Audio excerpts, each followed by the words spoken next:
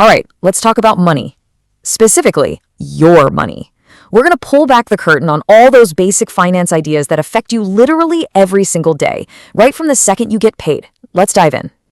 You know that feeling, right? You work your tail off, that paycheck finally lands, and then poof, you check your account a few days later and you're just like, wait, where did it go? It feels like some kind of dark magic, but I promise you it's not. It's a system. And today we're going to figure out exactly how that system works. And this right here, this is ground zero. You see that notification. You've been paid $2,000.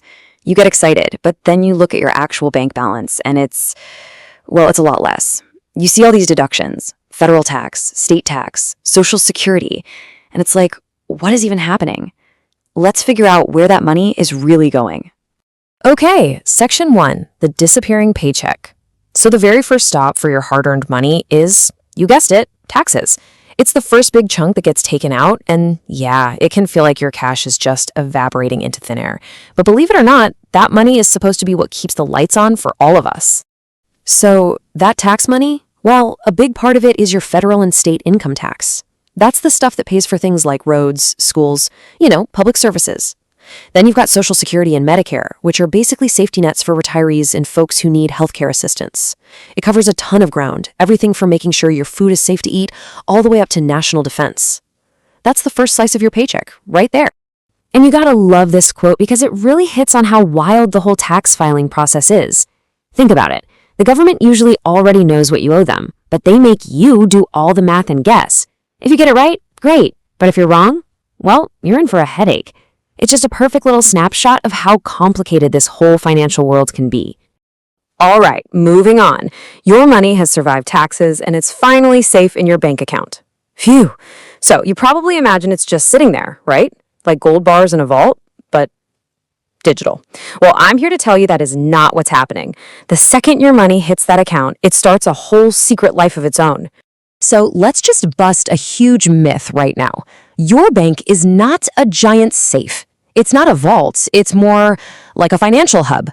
The whole system runs on something called fractional reserve banking. It sounds complicated, but all it really means is that the bank doesn't just sit on your cash, not even close. Let's make this super simple. Imagine you deposit $1,000. The bank is required to keep a small piece of that, the fraction. Let's say it's $100. Okay, so what happens to the other 900? They lend it out to someone who wants to buy a car or start a business. Your money is constantly in motion. And that right there is how banks make their money. They charge the borrower more in interest than they pay you for keeping your money with them. Simple as that. Okay, so your money is out there doing its thing. But now it enters what we can call the great money race. It's constantly being pushed and pulled by two massive forces, inflation and interest. And trust me, you need to understand these two if you want to get ahead. I love this way of explaining inflation. It's not some big dramatic event. It's a slow, quiet process. That $5 bill in your wallet, it's always going to say $5. But what it can buy, that changes. Today, it buys you, say, 2 packs of instant noodles. Next year, maybe only 1.5. Your money is slowly losing its power. And that's why inflation is often called the silent killer of savings. Now, sometimes this whole economic machine just slows way down. We call that a recession. It's officially defined as a period of economic decline. And what it means for most people is that businesses aren't growing, jobs can be harder to find, and people generally spend less. It's definitely a tough time, but it's also considered a sort of natural, cyclical part of how the economy works. And that brings us to the other big player, interest.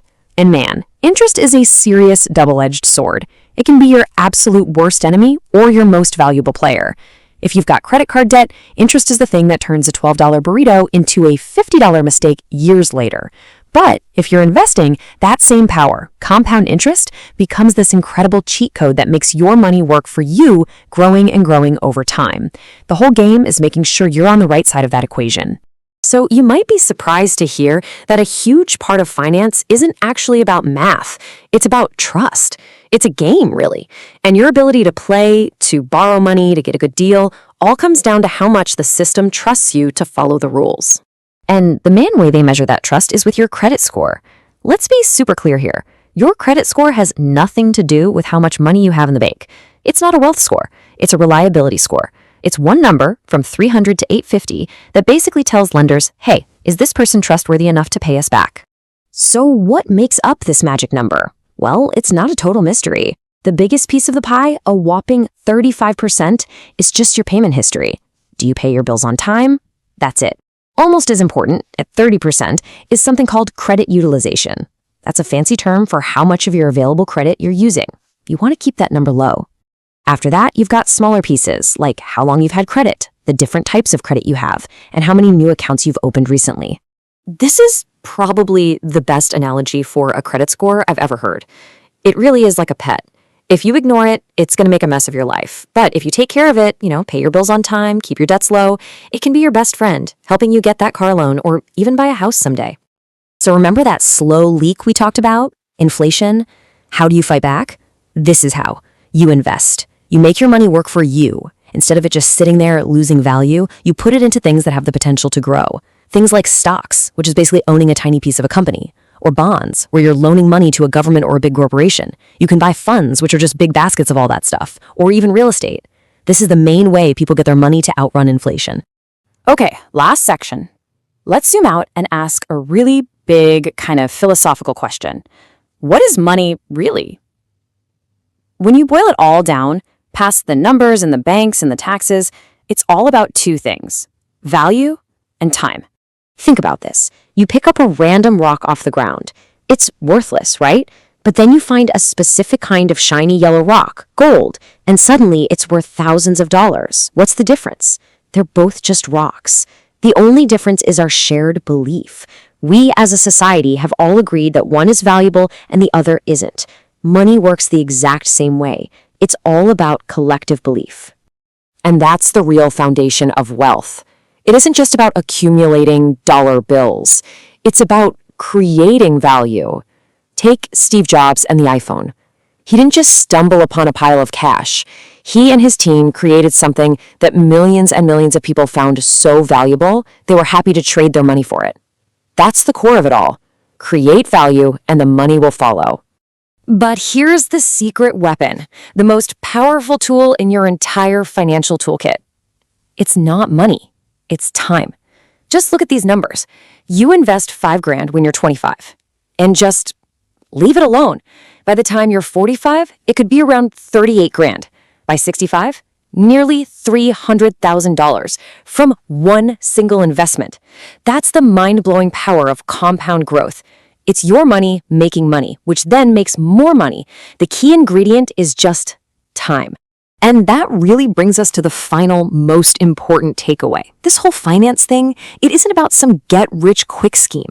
It's about understanding how these systems of value and trust work, and then using the incredible power of time to your advantage. You have to be patient, you have to be consistent, and you have to let time do the heavy lifting for you. Because at the end of the day, real wealth isn't built in days, it's built in decades.